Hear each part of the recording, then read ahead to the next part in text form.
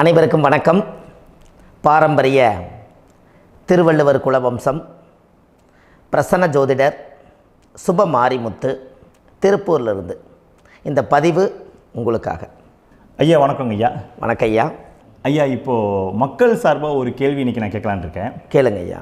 ஐயா அதாவது இந்த ஜாதகத்தில் முடக்கு இருக்கு, ஜாதகத்தையும் முடக்கிருச்சு, கண்டிப்பாக அதனால் வாழ்க்கையில் நிறைய பிரச்சனைகள் அப்படின்னு சொல்லி நிறைய பேர் கேட்குறாங்க. கண்டிப்பாங்க ஐயா. இந்த முடக்குங்கிறது என்னங்க ஐயா? அதற்கும் கர்மாவுக்கு ஏதாவது சம்மந்தம் இருக்காங்க ஐயா? ரொம்ப பற்றி சொன்னீங்கன்னா ரொம்ப உதவியாக இருக்குங்க. நல்ல கேள்விங்க ஐயா. இந்த கர்மாவே முதல்ல எங்கேருந்து வருது அப்படிங்கிறது தான் இப்போ நம்ம சொல்ல போகிறோம். இதுவரைக்கும் எத்தனையோ கருத்துக்களெல்லாம் நீங்கள் இந்த உலகத்தில் கேட்டிருப்பீங்க. ஆனால் இந்த பதிவில் நீங்கள் பொறுமையோடு இந்த கருத்தை ஒரு இனிமையோடு நிதானமாக கேட்டிங்கன்னா உங்களுடைய ஊழ்வினை கர்மா எங்கிருந்து உருவாச்சு, இதனுடைய இந்த கர்மானால் நாம் என்ன கஷ்டப்படுறோம், நாம் இந்த பூமியில் பிறக்கிறதுக்கு என்ன வரம் வாங்கி வந்தோம், நம்ம பாவ புண்ணியமெல்லாம் ஜாதக கட்டத்தில் போய் எப்படி எடுக்கிறது, நம்மளுடைய தோஷம்னு சொல்கிறோமே அந்த தோஷம் எப்படி கிரியேட் ஆகுது, நம்ம இந்த பூமியில் பிறக்கும்போது கொண்டு வந்த கர்மாவா, இல்லை கடவுளே நம்மளுக்கு ஒரு தண்டனையாக கொடுத்த கர்மாவா, இல்லை நம்ம இந்த பூமிக்கு வந்ததுக்கு அப்புறம் செய்த கர்மாவா, இது எல்லாத்தையுமே நம்ம பொறுமையாக கேட்கணும்னா கண்டிப்பாக இந்த பதிவை நீங்கள் பொறுமையோடு கேளுங்க. உங்களுக்கு இதில் ஒரு பெரிய ஒரு ரகசியம் ஒன்று அடங்கியிருக்குது. அந்த ரகசியத்தை தான் இன்றைக்கி இந்த உலகத்துக்கு அரங்கேற்றம் பண்ணுறேன். இந்த முடக்கு நம்ம ஐயா கேட்டதில் ஒரு அற்புதமான ஒரு விஷயம் என்ன அப்படின்னு கேட்டிங்கன்னா, முடக்குங்கிறது அந்த காலத்தில் பெரிய திறமையை கட்டி போட்டு வச்சுட்டா நம்மனால் அது இயங்க முடியுமாங்க? முடியாது இல்லைங்களா ஐயா? முடியாது. அப்போது அதே மாதிரி ஜாதக கட்டத்தில் நமக்கு வேண்டிய யோகத்தை கடவுளே நம்மளுக்கு நாம் செய்த பாவத்தினால அது முடக்கி வச்சிருச்சுன்னா அந்த பாவகத்தை அந்த ஜாதகர் அனுபவிக்க முடியுமா? அனுபவிக்க முடியாது. அப்போது அந்த அனுபவிக்க முடியாமல் வெளி உலகத்தில் போய் நம்ம தேடி போன பிறவியில் செய்த பாவத்தை இந்த பிறவியில் நீங்கள் தேடி கண்டுபிடிச்சி வாழ்க்கையில் நீங்கள் எப்போ மேலுக்கு வர்றது? அப்போது அந்த கர்மா 12 ராசி கட்டத்துக்குள்ள 27 நட்சத்திரத்தில் 9 கிரகங்களுக்குள்ள ஒரு பெரிய ஒரு ஆத்துமாத்துமான கர்மா, உங்கள் பூர்வ ஜென்ம கர்மா இதுக்குள்ளே எங்கேயோ ஒரு இடத்துல முடங்கியிருக்குது. இந்த முடக்க மட்டும் உங்கள் ஜாதகத்தில் நீங்கள் கண்டுபிடிச்சிட்டிங்கன்னா ஹைலைட்டாக வாழ்கிறதுக்கு, இந்த உலகத்தில் சுதந்திரமான வாழ்க்கை வாழ்கிறதுக்கு ஒரு மிகப்பெரிய பொக்கிஷம் உங்கள் ஜாதகத்துக்குள்ளேயே இருக்குது. அப்போது அந்த ஜாதகத்துக்குள்ளே நாம் போன பிறவியில் நம்ம கர்மா நாம் என்ன செய்திருப்போன்னு உங்களுக்குள்ளே பெரிய குழப்பம் இருக்கும். என்னங்க ஐயா, நீங்கள் என்ன கர்மா பண்ணிட்டு வந்தீங்க, நாம் போன பிறவியில் நம்ம யாரை ஒரு வதச்சோம், யாரை நம்ம மனசை புண்படுத்தினோம், நம்ம தாத்தாவுக்கு சோறு போட்டோமா, நம்ம பாட்டனுக்கு சோறு போட்டோமா, நம்ம முப்பாட்டனுக்கு சோறு போட்டோமா, நம்ம கொள்ளுப்பாட்டனுக்கு சோறு போட்டோமா, அப்போ நம்ம அப்பாவுக்கு நம்மளை பெற்றவருக்கு நம்ம சாப்பாடு கொடுத்தோமா, இவங்களுக்கெல்லாம் நம்ம சேவை பணிமடைகள் செஞ்சோமா, நம்மளுடைய உறவுகளுக்கெல்லாம் அரவணைச்சு போனோமா, நம்மளுடைய இந்த மாதிரி நாம் இரத்த சம்பந்த உறவுகளை இருந்து தான் இந்த உலகத்துக்கு நம்ம வெளியில் வந்திருப்போம். அப்போது வெளியில் நீங்கள் நிற்கிறீங்க, அப்படியே மேலே போய் பார்த்தீங்கன்னா ஒரு 7 தலைமுறையில் ஒவ்வொருத்தரும் செய்த கர்மாவெல்லாம் நம்ம பிளட்டு ரிலேட்டிவாக இப்போ நீங்கள் கரண்ட்டில் இருக்கிறவங்க கிட்ட தான் டெபாசிட் பண்ணியிருக்கோம்.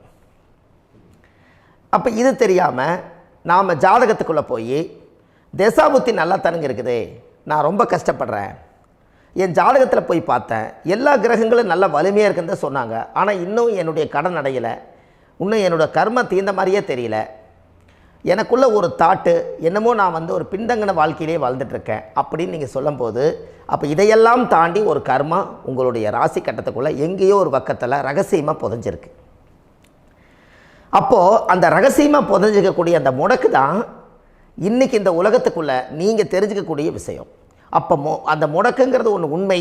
இந்த உலகத்துக்கு நம்மளை எல்லாத்துலேயும் நல்லா யோசிச்சு பாருங்கள். 12 ராசி கட்டம் இருக்குதுங்களா ஐயா? ஆமாங்க ஐயா. ஆனால் கிரகம் எத்தனை இருக்குதுங்க? 9 தான் இருக்குங்க ஐயா. ஆமாம், 12 ராசிக்கு 12 கட்டத்துக்கு 12 கிரகம் கொடுத்துருக்கலாமல்ல கடவுள். அப்போ ஏன் 3 கட்டத்தை மட்டும் எம்டி பண்ணி மீதி 9 கிரகத்தை வச்சுக்கிறாருன்னா, அப்போ நாம் செய்த 3 தலைமுறை கர்மாவுக்கு அது எந்த கட்டம் பிளாக் ஆகுதோ அந்த கட்டத்துக்குள்ளே ஏதோ ஒரு ரகசியம் இருக்கிறனால தானே எங்கேயோ ஒரு பக்கத்தில் நீங்கள் கண்டிப்பாக கர்மாவில் மாட்டுவீங்கிறது கடவுளே படைச்சு தானே இதை உருவாக்கியிருக்காரு. 12 ராசிக்கு 12 கட்டம் கொடுத்துருந்தா எங்கே நீங்கள் சுற்றி வந்தாலும் ஏதோ ஒரு வீட்டுக்குள்ளே போய் உட்காந்துக்கலாம். ஆனால் ஒரு வீடு சுத்தமாக இருக்குது, ஒரு வீட்டில் 4 கிரகம் இருக்குது, ஒரு வீட்டில் 3 கிரகம் இருக்குது, ஒரு வீட்டில் 5 கிரகம் இருக்குது, ஒரு 3 வீடு 4 வீடு காலியாக இருக்குது. அப்போ எங்கேயோ ஒரு ராசி கட்டத்துக்குள்ளேயே கடவுளுடைய கர்மா விளையாட்டு, அது ரகசிய விளையாட்டு தான். அப்போது இந்த இடத்துல தான் உங்கள் ஜாதகத்தில் முடக்கு இருக்குது. இந்த முடக்கை நீங்கள் எப்படியெல்லாம் அதை ஆராய்ச்சி பண்ணி கண்டுபிடிக்க முடியும் அப்படிங்கிற ஒரு விஷயத்தை தான் இன்றைக்கி நம்ம இந்த உலகத்துக்குள்ளே இதை நுழைக்க போகிறேன். இப்போ அப்பா செய்த பாவம்னு ஒன்று இருக்குமில்லங்க ஐயா, நம்ம அறியாத வயசில் தெரியாதில்ல, அப்பா செய்த பாவம்னு இருக்கும். அப்பாவுடைய சொத்து பிள்ளைக்குத்தானா, அப்பாவுடைய பாவம் பிள்ளைக்குத்தானே, என்னங்க ஐயா? சரி, அப்போ தாத்தா இருக்கிறாரு, தாத்தாவுடைய கர்மா உயிர் எங்கே எழுதி வைக்கிறாருங்க? அப்போது மகனை விட்டுறாரு. அப்போ தாத்தா மாதிரியே முகம் இருக்குது, தாத்தா மாதிரியே அவருடைய நடை உடை பாவனை இருக்குது, அவர் தாத்தாவுடைய ஜீனு தான் அப்படின்னு இவர் சொல்லும்போது, அப்போ தாத்தாவுடைய சொத்து பேரனுக்கு சொந்தம்னா தாத்தாவுடைய பாவம் எங்கே போகுங்க? Very good. அப்போ அப்போது இந்த கர்மா எப்படி டிரான்ஸ்ஃபர் ஆகுதுன்னு உங்களுக்கு தெரியுதா?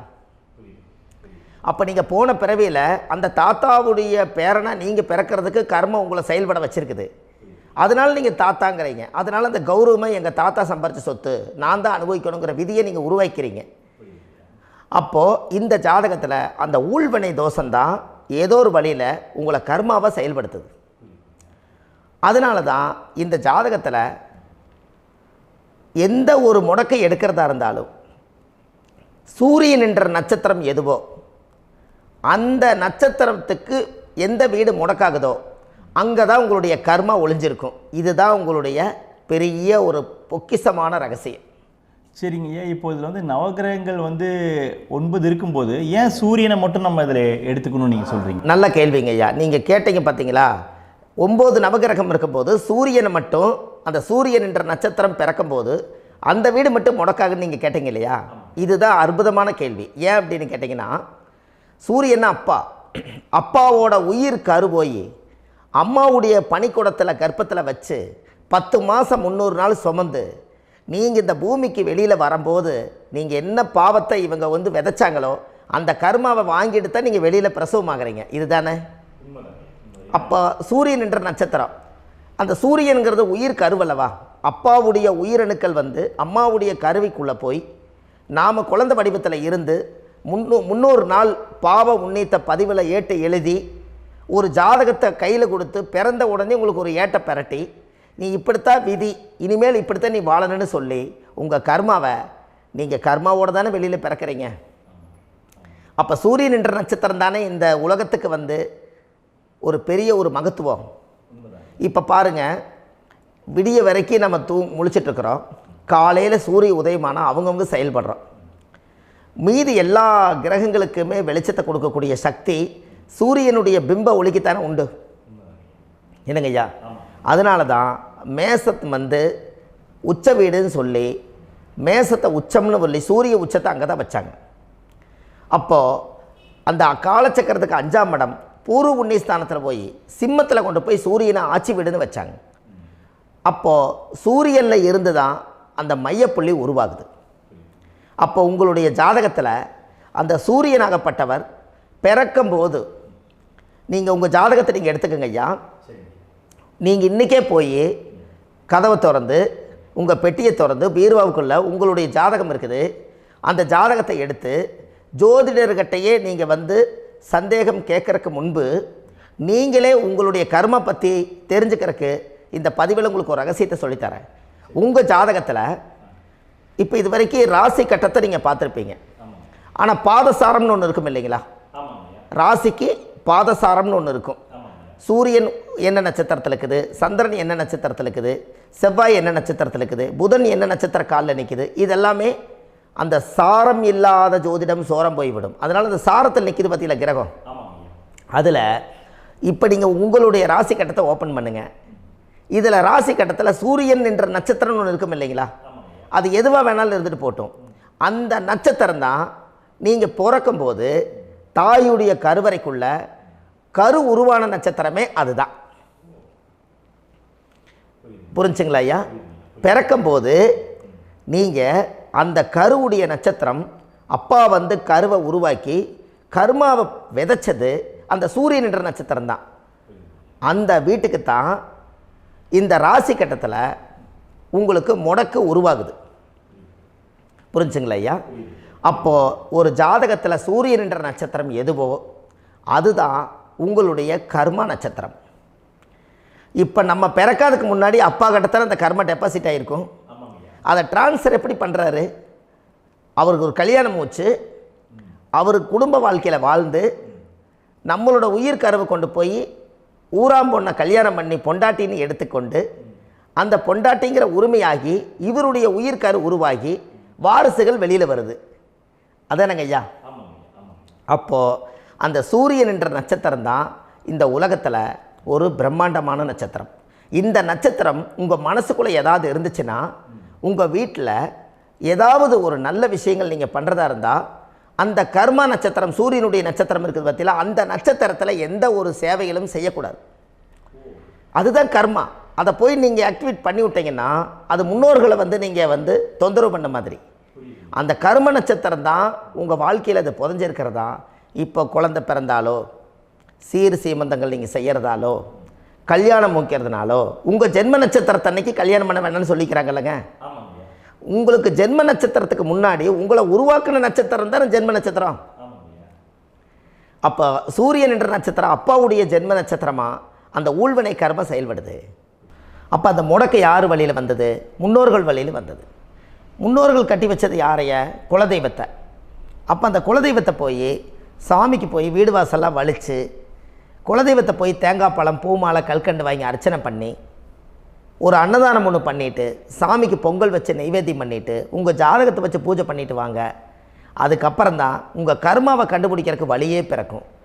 குலதெய்வத்தை வணங்காமல் கோவிந்தா கோவிந்தா என்று பல தெய்வத்தை வணங்கினாலும் பலனொன்றும் இல்லைன்னு அந்த காலத்தில் முன்னோர்கள் சொல்லி வச்சுக்கிறாங்களா இல்லைங்களா? அதனால் கண்டிப்பாக அதை கண்டுபிடிச்சி நீங்கள் அதுக்கு ஒரு நைவேத்தியம் பண்ணால் மட்டும்தான் முதல்ல உங்கள் 5ஆம் பாவம் முன்னோர்கள் அது வேலை செய்யும். குலதெய்வ ஆலயத்துக்கு போயிட்டு வாங்க. போயிட்டு வந்துட்டு இந்த கர்மவினை தோஷத்தை நிவர்த்தி பண்ணுறதுக்குண்டான சரியான பரிகாரத்தை நம்ம எடுப்போம்.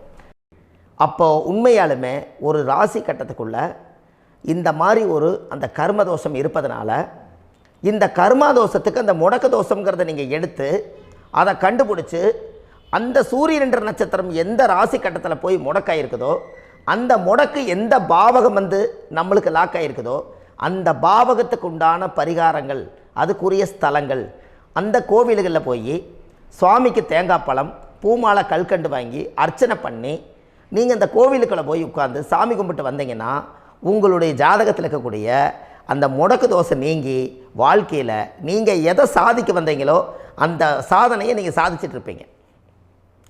புரிஞ்சுங்களா ஐயா?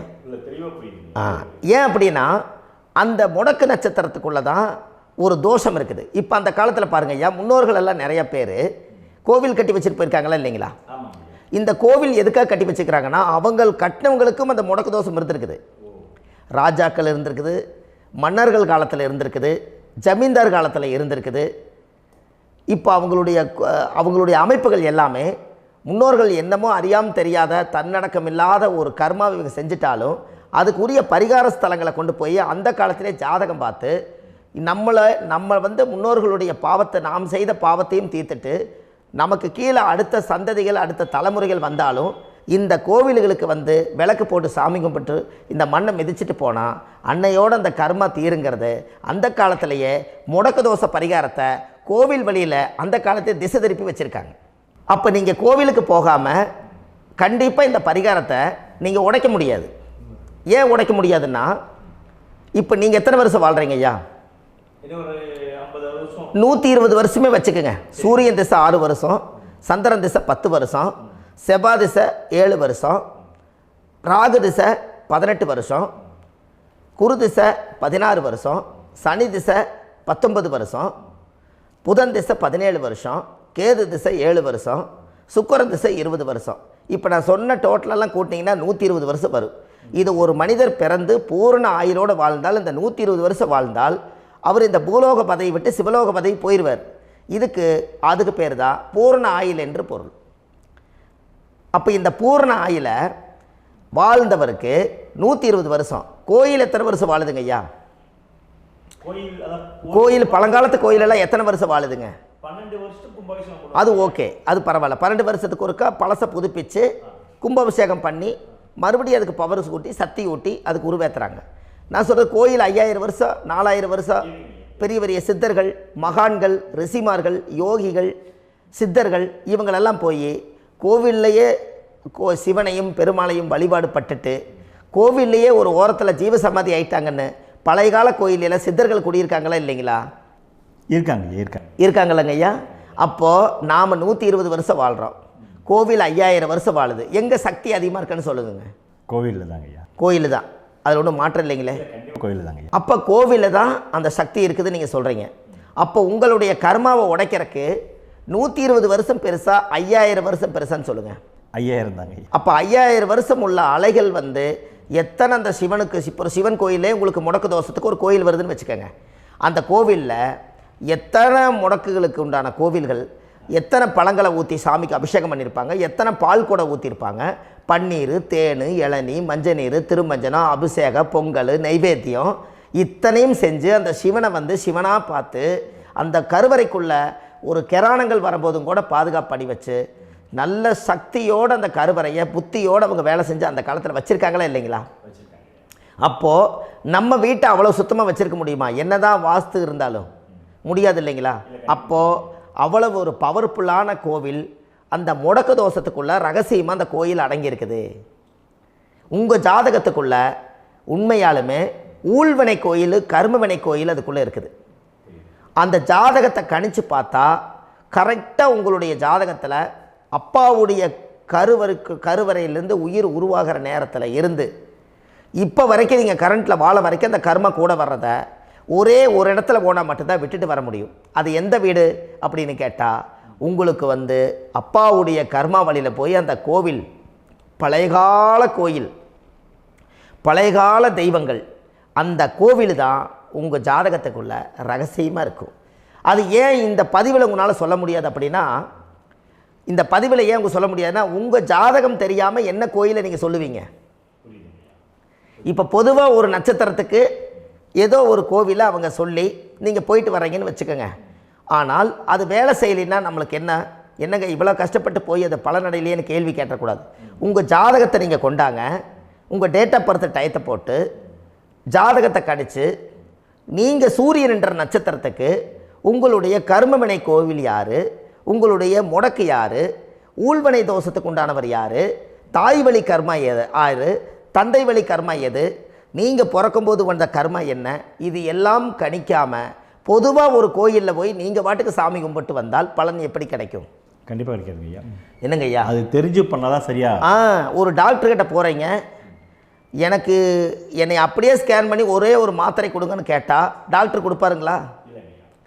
அவர் என்ன பிரச்சனை இருக்குதோ அதை முதல்ல கண்டுபிடிச்சி ஸ்கேன் பண்ணி பார்த்து ரிப்போர்ட் எடுத்து அது மூலியமாக தான் கொஞ்சம் எடுத்து ஐயா உங்களுக்கு இந்த பிரச்சனை, இதுக்கு தீர்வுக்கு இதுக்குண்டான மெடிசன், இது இப்படித்தான் சாப்பிடணும்னு அது முறையாக சொல்லி அந்த உயிர் வாழ வைக்கிறாரு டாக்டர். அவர் ஒரு தெய்வ வடிவத்தில். கரெக்டுங்களா ஐயா? அப்போ உங்களோட கர்மா எங்கே செயல்படுது அப்படின்னா, இந்த முடக்க நீங்கள் இந்த பதிவில் தெரிஞ்சுக்கங்க. அதுக்குரிய நட்சத்திரம் என்னன்னு தெரிஞ்சு வச்சுங்க. உங்கள் ஜாதகத்தில் சூரியன் என்ற நட்சத்திரத்தை எடுத்துக்கங்க. அந்த வீட்டுக்கு முடக்க இந்த பதிவில் எந்த வீடு லாக் ஆகிருக்குதுங்கிறத நான் உங்களுக்கு இந்த வீட்டில் சொல்கிறேன். அந்த வீட்டு நீங்கள் பாருங்கள், உங்களுடைய லக்கணத்துக்கு அது எந்த வீடு. இப்போ லக்கணத்துக்கு ஒரு 7வது வீடுன்னே வச்சுக்கோங்க. அப்போ லக்கணத்துக்கு 7வது வீடே முடக்கு. அப்படி ஒரு முடக்கு ஆகிப்போச்சுன்னா ஒரு ஜாதகத்தில் லக்கணம் தான் 1, 7ஆம் இடம்ங்கிறது மனைவி ஸ்தானம். ஒரு ஆணுடைய ஜாதகத்துக்கு 7ஆம் இடம் தான் மனைவி. அவருக்கு நல்ல மனைவி அமையாமல் ஆடம்பரம் இருந்தும் வீடு அரண்மனை மாதிரி இருந்தும் அந்த மனைவியை ஒரு சந்தோஷமாக அவர் அனுபவிக்க முடியாது. புரிஞ்சுங்களா ஐயா? சந்தோஷமாக அனுபவிக்க முடியாது. ஏன் அப்படி? 7ஆம் இடத்துல தான் அவரோட கர்மா உட்கார்ந்துருக்குது. கரெக்டாக சொன்னீங்க. 7ஆம் இடத்துல தான் அந்த கர்மா உட்கார்ந்துருக்குது. அப்போ அந்த 7ஆம் இடத்துல இருக்கக்கூடிய அந்த கர்மா போன பிறவியில் நீ மனைவிக்கு சோறு போடாமல் மனைவியை கட்டி வச்சு அடிக்கிறதும், மனைவியை துன்புறுத்துறதும், அந்த மனைவி இருக்கவே இன்னொரு வாழ்க்கைக்குள்ளே போகிறதும், இங்கே வாழ வேண்டிய தாம்பத்திய சந்தோஷத்தை கொண்டு போய் இன்னொரு இடத்துல கொடுக்கறதும், தெரிஞ்சிருந்தே நம்மளுடைய மனசுக்குள்ளே திருடுத்தனமாக வாழ்கிறதும், இது எல்லா கர்மாவும் போன பிறவியில் நாம் செய்த ஊழ்வினை கர்மா தான் உங்கள் ஜாதகத்தில் 7ஆம் இடம் முடக்கு. அப்போ அந்த 7ஆம் இடம் முடக்கா இருந்துச்சுன்னா கண்டிப்பாக உங்கள் ஜாதகத்தில் நீங்கள் என்ன அனுபவிச்சிட முடியும்? நல்ல நண்பர்கள் கிடைக்க மாட்டாங்க, நல்ல ஒரு பார்ட்னர்ஷிப் அமையாது, நல்ல ஒரு நட்பு வட்டங்களில் எதையும் அனுபவிக்க விடாது, ஒரு அங்கீகாரமான உறவுகளில் போய் நம்ம ஸ்ட்ராங்காக நிற்க முடியாது. 7ஆம் இடம் என்பது தாம்பத்திய வாழ்க்கை, பூர்த்தி இல்லாத வாழ்க்கையாக இருக்கும். இப்படியெல்லாம் அந்த ஜாதகத்தில் ஒரு பொதுவாக ஒரு ஜாதகத்தில் 7ஆம் பாவம் முடக்காயிட்டால் இந்த கர்மாவை அவர் அனுபவிச்சுக்கிட்டே இருப்பார். இது எப்போத்தான் அதுக்கு ஒரு தீர்வு வேணுங்கய்யா? அந்த கோயில் எதுன்னு நீங்கள் கரெக்டாக சொன்னீங்க. இப்போ இது மனிதனால் செயல்படுது. மனிதர்கள் தான் கோயிலை கட்டி வச்சாங்க. தெய்வத்தை விட ஒரு காலத்தில் மனிதர்களுக்கு மகிமை ஜாஸ்தி. ஏன்னா சாதாரண ஒரு மண் பூமியாக இருந்த இடத்த மனிதர்கள் தான் கோயில் கட்டி ஒரு மகிமைப்படுத்தி புண்ணியம் பண்ணி வச்சாங்க. மனிதர்களுக்கு சக்தி அதிகம்தான், ஆனால் பிரபஞ்சத்துக்கு அதை விட சக்தி அதிகம் அல்லவா? ஐயா, நீங்கள் கோவிலுக்கு போய் அந்த கர்மா உடைக்கிறதுக்கு கோவிலில் சக்தி இருக்குது, ரைட்டு. ஆனால் நம்ம வீட்டுக்கும் கோயிலுக்கும் ஒரு மிகப்பெரிய தொடர்பு என்னென்னா, அந்த கோயில் கட்டுறவங்க எல்லாமே பழைய காலத்து கோயிலெல்லாம் பாருங்கள், பஞ்சபூதத்தை வச்சு கட்டியிருப்பாங்க. பஞ்சபூதத்தை வச்சு தான் கட்டுவாங்க கோயில். அது உங்களுக்கு தெரியணும் இல்லைங்களா? பஞ்சபூதம்னா நீர், நெருப்பு, காற்று, பூமி, ஆகாயம். இந்த பஞ்சபூதத்தினுடைய சக்திகள் எல்லாம் ஒரே நேர்கோட்டுக்கு என்னைக்கு வருதோ அன்னைக்கு தான் அந்த கோவிலுடைய பாலக்கால் போட்டு 1000-2000 வருஷம் நிலச்சி நிற்கிறது. காரணம், இந்த பிரபஞ்சத்தில் பஞ்சபூதம் எப்படி நிலச்சி நிற்குதோ அதுபோல் 5000 வருஷம் நிற்கிறதுக்கு அந்த பஞ்சபூத சக்தி வச்சு தான் சாமி சிலையை பிரதிஷ்டை பண்ணி வச்சுருப்பாங்க. அதனால தான் இந்த கோயில்கள் எல்லாம் 5000 வருஷமாயும் எத்தனையோ கிராணங்களை எல்லாம் தப்பிச்சிருக்கிறதுக்கு காரணம். அப்பேற்பட்ட புண்ணிய ஸ்தலம் உங்களுக்கு எதுன்னு தெரியணும் அல்லவா? என்னங்க ஐயா? அப்பேற்பட்ட புண்ணிய ஸ்தலம் உங்களுக்கு எதுன்னு தெரிஞ்சால் தானே நீங்கள் போய் செய்ய முடியும், இல்லாட்டி கண்டிப்பாக தெரியாது. அப்போ இந்த முடக்கு தோஷத்தை கடவுள்கிட்ட கொண்டு போய் ஒப்படைக்கணும். நாம் பிறக்கும் போது கொண்டு வந்த கர்மாவை நாம் இருக்கும் காலத்தில் கொண்டு போய் இந்த கர்மாவை சுத்தப்படுத்தி, நீங்கள் பாவ ஆத்மாவை இந்த பூமியில் பிறந்து பூலோகத்தில் எல்லா புண்ணியத்தையும் செஞ்சுட்டு இந்த பூலோகத்தை விட்டு நீங்கள் போகும்போது புனித ஆத்மாவாக போகணுன்னா உங்கள் கர்மாவை கொண்டுட்டு போகாதீங்க, கர்மாவை நிவர்த்தி செய்யுங்க. என்னங்க ஐயா? அப்போ கர்மாவை சுத்தப்படுத்துங்க. கர்மாவை சுத்தப்படுத்திட்டு உங்களுக்கு பிறக்கிற குழந்தைகளுக்கு அந்த கர்மாவை டிரான்ஸ்ஃபர் பண்ணாமல் உங்களோட நில் பண்ணுங்க. ஒரு உதாரணம் சொல்லட்டுங்களா ஐயா?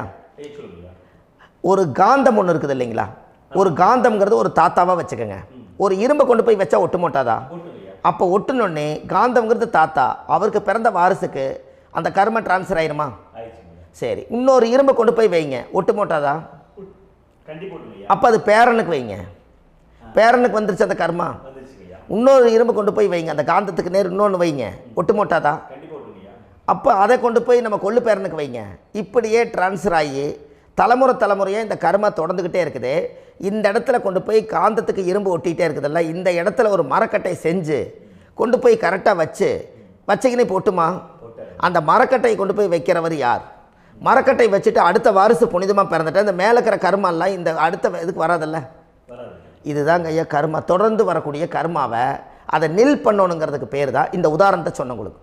அப்போ நாம் இந்த பூலோகத்தில் நம்ம ஒரு தாயுடைய கருவறையில் இருந்து தொப்புள் கொடி அறுக்கும் நேரம் நாம் என்ன கர்மாவை வாங்கி வந்திருந்தாலும் அதையெல்லாம் ஆராய்ச்சி செய்து ஜாதகத்தில் முழுமையாக கண்டுபிடிச்சி ஒரு காலம் இல்லைனாலும் ஒரு காலம் நம்ம நல்லா இருக்கிறதுக்காக, நம்ம வாரிசுகள் எல்லாம் நலமடைஞ்சு வளமடைஞ்சு வர்றதுக்காக இந்த கர்மா தோஷத்தை கரெக்டாக கண்டுபிடிச்சி சரியான கோவிலுக்கு போய் நீங்கள் கர்மாவை நிவர்த்தி பண்ணி அங்கே பூஜை புனஸ்தானங்கள், சகசரநாம பூஜைகள், ஓமங்கள், வழிபாடுகள் இதெல்லாம் நீங்கள் செஞ்சு உங்களுடைய பாவத்தை எல்லாம் கழித்து உங்கள் ஜாதகத்தவே யோகமாக மாற்ற முடியும்.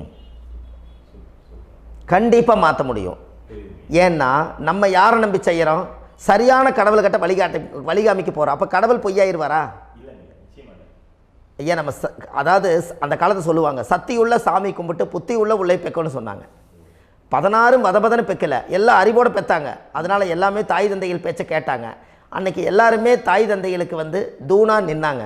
அப்போ அந்த காலத்தில் சத்தியுள்ள சாமி கும்பிட்டு புத்தி உள்ள உள்ளே பெக்கணும்னு சொல்லி அன்றைக்கி அறிவோடு பெற்று இந்த கர்மாவை ஆளுக்கு ஒரு கர்மாவை டிரான்ஸ்ஃபரை பிரித்து எல்லாரும் சுத்தப்படுத்தினாங்க. இன்றைக்கி நம்ம ஒரு குழந்தை 2 குழந்தை பெற்று வச்சுருக்கோம். அவங்களுக்கே இவ்வளவு கர்மா வந்துருச்சுன்னா இந்த குழந்தைகளுக்கு என்னைக்கு இந்த கர்மாவை போய் கண்டுபிடிச்சி நீங்கள் எப்போ சரி பண்ணுவீங்கன்னு. அப்போ இந்த வாழ்க்கையில் ஏதோ ஒரு பிரபஞ்ச சக்தி நம்மளை அறியாமல் என்னமோ ஒரு இயக்கத்தில் கொண்டு போய் விட்டுருச்சுங்களா? அப்போ இனிமேலாவது இந்த கர்மாவில் இருந்து கண்டிப்பாக நம்ம நிவர்த்தி ஆகணும்னு சொன்னால் இந்த முடக்கு தோஷத்தை யாரெல்லாம் கண்டுபிடிச்சி இந்த ஊழ்வினை கர்மாவில் இருந்து நாம் கருவறையில் சுமக்கும் போது 10 மாதம் நீங்களாம் என்னென்ன நினச்சிருப்பீங்க? அதாவது கருவறைக்குள்ள கருப்பாக ஒரு பிண்டம் இடப்பக்கம் கிடக்கையில் இந்த பூமிக்கு வரும்போது நீங்கள் என்னென்ன நினச்சிருப்பீங்க? இந்த பிறந்ததுக்கு அப்புறம் வந்து தான் அம்மா தெரியுது, அப்பா தெரியுது, தாத்தா தெரியுது, பாட்டி தெரியுது, இந்த உலகத்தில் கண்கொள்ளாத காட்சிகள் எல்லாம் தெரியுது, எல்லாம் தெரியுது. ஆனால் 10 மாதம் உங்கள் வாழ்க்கையில் நீங்கள் இருக்கும்போது நீங்கள் என்னென்னலாம் நினச்சி இந்த பதிவில் இறைவன் கொடுத்தாரோ அதையெல்லாம் அனுபவிக்கத்தான் வந்தீங்க. அதுக்கு இடையில இருக்கிறதான கர்மா. இந்த ஒரு விஷயம் உங்களுக்கு கிடச்சிருச்சுன்னா நீங்கள் எல்லாருமே ராஜயோகமாக பிழைப்பீங்கள்ல. இதில் ஏழை பணக்கார யாரையுமே சொல்ல வரல. அவங்க பிறக்கும்போது புண்ணியத்தை பொறுத்து தான் போன ஜென்மத்தில் நம்ம என்ன புண்ணியங்கள் பண்ணி வச்சோமோ அந்த புண்ணியத்தில் இன்றைக்கி நல்லா வாழ்கிறாங்க. ஒருத்தர் கேட்டார், என் ஜாதகத்தில்ங்க எங்கூட படித்தவர் இடம் வாங்கிட்டார், வீடு வாசல் கட்டிட்டார், தொழில் பண்ணிட்டார், நல்லா இருக்கார், ஆனால் நான் இன்னும் அப்படியே தான் இருக்கிறேங்கன்னு ஒருத்தர் கேட்டார். அதுக்கு ஒரு கருத்து என்னென்னா, டேட் ஆஃப் பர்த் ஒன்று தான், டைம் ஒன்று தானே வச்சுக்கோங்க. அவங்க அப்பா செஞ்ச புண்ணியம் வேறு, நீங்கள் செஞ்ச பாவங்கள் வேறு. அவர் செஞ்ச புண்ணியத்தினால அவருக்கு எல்லாமே முன்னாடி கிடைக்கிது. நீ கர்மாவெல்லாம் கழிச்சிட்டினா பின்னாடி கிடைக்க போகுது. இதில் மற்றவங்களை பற்றி வேற்றுமையாக நினைக்கிறதுல எந்த ஒரு இதுவுமே இல்லை. அப்போ ஒருத்தர் பார்த்து ஒருத்தர் வாழ வேண்டாம். உங்களுடைய சுய அறிவை வச்சு இந்த பூலோகத்தில் இந்த பூமியில் நீங்கள் 4 தெரிஞ்சு நல்ல விதமாக கற்றுக்கிட்டு இந்த உலகத்தில் சிறப்பாக வாழ கற்றுக்குங்க. அதுக்கு அந்த ஊழ்வினை தோஷத்தை கண்டுபிடிங்க. உங்களுக்குன்னு ஒரு முடக்கு இருக்குதுங்கிறத இன்றைக்கி நீங்கள் எழுதி வைங்க. அதை எப்படியாவது கண்டுபிடிங்க, அதை தேடுங்க. ஒரு முறை நீங்கள் ஜாதகத்தை கொண்டு வாங்க. அந்த ஜாதகத்தை கொண்டு வந்து உங்கள் பாவகத்தில் எத்தனாம் பாவம் முடக்காயிருக்குதுன்னு பாருங்கள். அந்த பாவகம் முடக்காயிருச்சுன்னா உங்கள் வாழ்க்கையில் அதிலிருந்து உங்களால் வெளியில் வரவே முடியாது, கண்டிப்பாக வர முடியாது. அதை நீங்கள் கண்டுபிடிச்சா மட்டும்தான் நீங்கள் மேலே வர முடியும். ஏன்னா நிறைய பரிகாரங்கள், பூஜைகள், யாகங்கள், ஓமங்கள் எல்லாம் செய்து வச்சும் கூட அந்த கர்மவினைக்கு உண்டான கோவிலுக்கு போய் அந்த 5000 வருஷ பழமை வாய்ந்த தெய்வத்துக்கிட்ட போய் நீங்கள் முறையிட்டு விளக்கு போட்டு உங்கள் கர்மத்தை எல்லாம் நான் நீ தான் தீர்த்து கொடுக்கணும்னு சொல்லி நம்பிக்கையோடு நீங்கள் போய் அந்த சரணாகதி அடையிறீங்க பாருங்கள், அங்கே தான் உங்கள் கர்மாவை எடுத்து விடுறாரு. அப்போ இந்த ரகசியம் உங்களுக்கு வேணுமல்லவா? அப்போ உங்கள் ஜாதகத்தில் எங்கே முடங்கி அதுக்குரிய கோவில்கள் எல்லாம் என்ன, அதுக்கு தான பரிகாரம் என்ன, அதுக்கு நீர் பரிகாரம் என்ன, யாத்திரை பரிகாரங்கள் என்ன, நீங்கள் வீட்டில் இருந்தே செயல்படுத்தக்கூடிய பரிகாரங்கள் என்ன, பரிகாரம் கோவிலுக்கு போய்த்தான் நடக்குமா, இல்லை நாம் வீட்டில் வச்சு வணங்குறதுனால நடக்குமா, நாம் செய்யக்கூடிய தர்ம பரிகாரங்கள் என்ன, தான பரிகாரங்கள் என்ன, இப்படி பல விதமாக இருக்கிறனால உங்கள் ஜாதகத்துக்கு எந்த மாதிரி பரிகாரம் கனெக்ட் ஆகுதுங்கிறது தெரியணும். இது தெரியாமல் கண்டிப்பாக உங்களால் செயல்படுத்துறது ரொம்ப கஷ்டம். இதனால் இதை நீங்கள் தெரிஞ்சுக்கணும்னா இப்போ நம்ம பாருங்கள், நீங்கள் அந்த தெரிஞ்சுக்கிட்டாலே உங்கள் வாழ்க்கையில் ஒரு டைம் தான் நீங்கள் தெரிஞ்சுக்க போகிறீங்க. உங்களுடைய கர்மா என்ன, நீங்கள் எங்கே செயல்பட்டு போயிட்டுருக்கிறீங்க, உங்கள் போகிற பாதை சரியா இல்லை அந்த பாதையில் முள்ளு கல் இருக்குதா, இது எல்லாம் உங்களுக்கு தெரியலனா இந்த முடக்கை கண்டுபிடிக்கக்கூடிய சக்தி வாய்ந்த இந்த கர்மாவை நிவர்த்தி பண்ணுறதுக்கு வழிகள் இருக்குது. அதனால் நீங்கள் கண்டிப்பாக இந்த முடக்கை தெரிஞ்சுக்கணும். இந்த முடக்கு ராசினா என்ன உண்மையாலுமே உங்கள் வாழ்க்கையில் நீங்கள் தெரிஞ்சு இனிமேல் உங்கள் வாழ்க்கையில் இதுவரையிலும் கர்மாவுக்குள்ளேயே கஷ்டப்பட்டீங்க, வழி தெரியாமல் கண்ணை கட்டி காட்டில் விட்ட மாதிரி இருந்தீங்க. இனி அப்படி இருக்க வேண்டாம். உங்கள் ஜாதகத்தில் 12 ராசி கட்டத்தில் 9 கிரகம் போகும், மீனி 3 கிரகம், 3 கட்டம் வந்து உங்களுக்கு எங்கேயோ ஒரு பக்கத்தில் 3 கட்டம் எம்டியாக தான் இருக்கும். கரெக்டுங்களா? அது இல்லாமல் ஒரு ஜாதகம் பிறக்காது. ஏன்னா 9 கிரகத்துக்கு 9 கணக்கு போட்டால் 3 கட்டம் எம்டியாக தான் நிற்குது. அந்த கட்டத்துக்குள்ளே எந்த நட்சத்திரத்தில், எந்த சாரத்தில், எத்தனாவது டிகிரியில், எத்தனாவது பாதசாரத்தில், எத்தனை வெகுளையில், எத்தனை செகண்டுக்குள்ளே இந்த கர்மா உள்ளே புகுந்து உங்களை செயல்படுத்துதுங்கிறத கண்டிப்பாக உங்கள் ஜாதகத்தை கொடுங்க. பார்த்து இந்த விஷயத்தை சொல்கிறேன், நீங்கள் அந்த இடத்துக்கு போய் நிவர்த்தி பண்ணிவிட்டு உங்கள் வாழ்க்கையில் கொஞ்சம் காலம் வாழ போகிறீங்க. பாருங்கள், பிறந்ததுலேருந்து 20 வருஷத்துக்குள்ளே இளமையாக வாழ்கிறீங்க, குழந்தையாக வாழ்கிறீங்க. 20லேருந்து 40 வயசுக்குள்ளே தான் உங்களுக்கு ஒரு பொண்ணை பார்த்து கல்யாணம் பண்ணி ஒரு கரு உருவாக்குறீங்க. அதுக்கப்புறம் 40லேருந்து 60க்குள்ளே குழந்தை பெற்று கடமை முடிச்சிடுறீங்க. 60 வயசுக்கு மேலே ரிட்டையர்ட் ஆகிடுறீங்க. இந்த 20க்கும் 60க்கும் இல்லாத 20லேருந்து இந்த 40 வயசுக்குள்ளே உங்களோட தேடல் என்னவோ அது வாழ வேண்டிய சுகபோகமான வாழ்க்கை எல்லாமே அந்த 40க்குள்ளே தான் இருக்குது.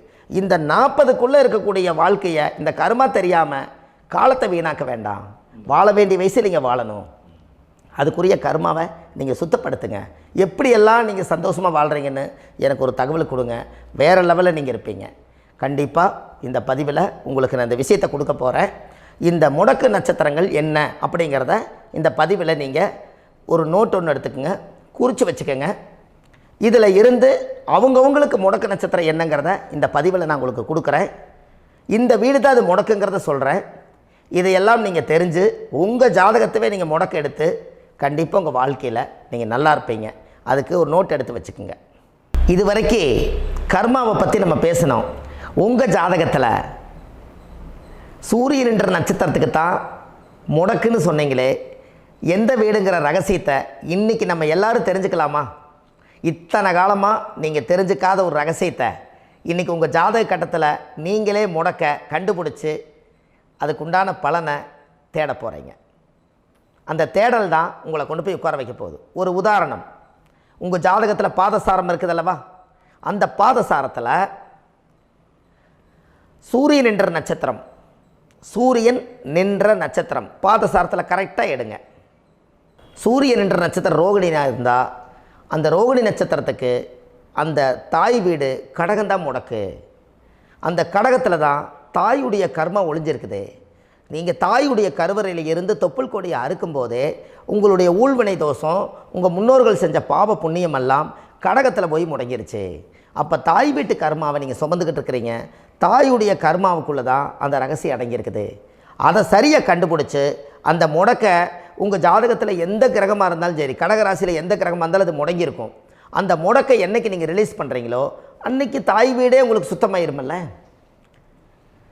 கண்டிப்பாக இதை நீங்கள் செஞ்சுட்டு வாங்க. உங்கள் வாழ்க்கையில் எப்படி ஒரு மாற்றங்கள் இருக்குதுன்னு மட்டும் நீங்கள் பாருங்கள். இந்த ரோகிணி நட்சத்திரத்தில் இது வரைக்கும் நீங்கள் பார்த்தீங்க. மிருகசீரிஷ நட்சத்திரத்தில் அடுத்த பதிவில் நம்ம பார்ப்போம். நம்ம ஆன்லைன்லேயே ஜாதகம் பார்க்குறோம். உங்கள் date of birth, time, place கொடுத்தீங்கன்னா போதும். உங்களுக்கு ஜாதகத்தை கணிச்சு ஃபோன்லேயே உங்களுக்கு கர்ம ராசி கண்டுபிடிச்சி உங்களுக்கு உண்டான கர்ம பரிகாரத்தை சொல்லி உங்கள் வாழ்க்கையில் ஒரு வெளிச்சத்தை கொண்டு வர்றதுக்கு என்றைக்கும் உங்களுக்கு உறுதுணையாக இருப்பேன். நீங்கள் கண்டிப்பாக இந்த பதிவுகள் எல்லாம் இது உங்களுக்காகத்தான். இது அதிகாலை நேரத்தில் பிரம்ம முகூர்த்தத்தில் இந்த பதிவை உங்களுக்கு முழுமையாக சமர்ப்பணம் பண்ணுறேன்.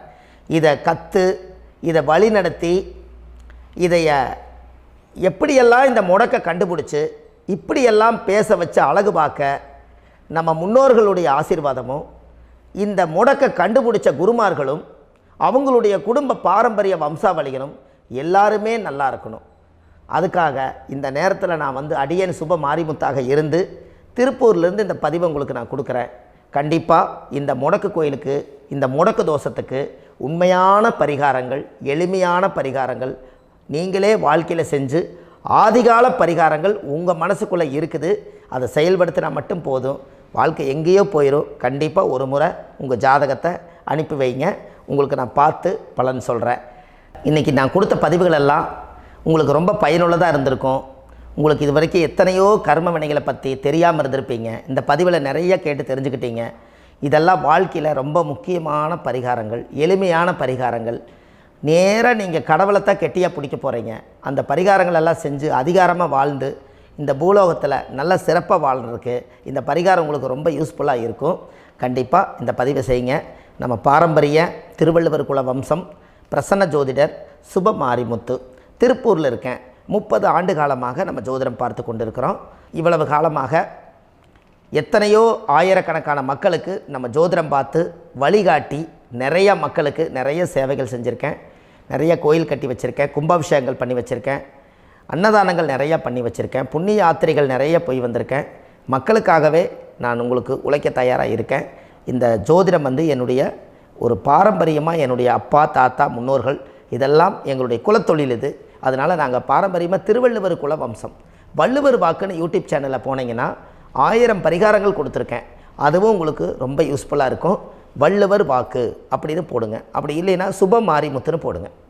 இதில் பரிகாரங்கள் நிறையா கொடுத்துருப்பேன். கண்டிப்பாக இதெல்லாம் நீங்கள் சந்தித்து நீங்கள் ஒரு சப்ஸ்கிரைப் பண்ணி வச்சுக்கோங்க. நான் போடக்கூடிய பதிவுகள் எல்லாமே உங்களுக்கு நோட்டிஃபிகேஷனை வந்துடும். அதனால் நீங்கள் ஒரு சப்ஸ்கிரைப் பண்ணி வச்சுக்கோங்க. தினமும் ஒரு தகவல் உங்களுக்கு கொடுத்துக்கிட்டே இருக்கேன். இதெல்லாமே உங்களுக்கு ஒரு பெரிய சந்தோஷமான நிகழ்ச்சிகள். என்றைக்கும் உங்களோட நான் வாழ்கிறேன். உங்களுடைய குடும்பத்தில் நான் ஒருத்தராக இருந்து குடும்ப ஜோதிடராக நான் இருப்பேன்.